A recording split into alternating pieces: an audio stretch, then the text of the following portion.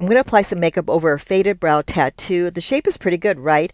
But there are some pockets that are a little bit more faded. The brow primer is a great product to use because it has no color, feels like velvet. And I'm going to use a powder so that way the primer will help the powder to stick much better. Check this out. When you're using a powder, using the angle brush that is, make sure that you rub the brush back and forth side by side. That way the brush stays sharp. You don't want to spray out the hair, right? So the top edge, first application is always going to be your darkest, which is why you want the middle to the end application first. Top edge first, then the bottom edge.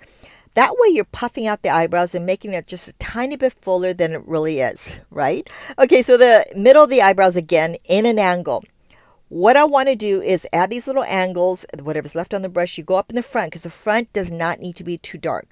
The reason why I do the angles is obviously it's mimicking hair and you allow some of the skin and the ink to come through. The idea is to make it as natural as possible, underscore possible, because obviously she's got that tattoo underneath.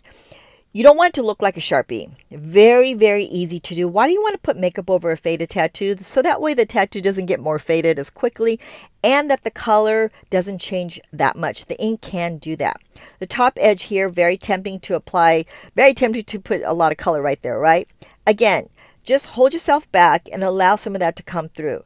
The hair strokes, again, as you can see right here, looking at the before, so natural looking, right? And that's the idea. Just kind of hold yourself back, allow some of that skin and allow it to be a little bit imperfect, right? Let that skin come through. This is such a beautiful shape. Wouldn't you agree? Beautiful, right? Save and share the love.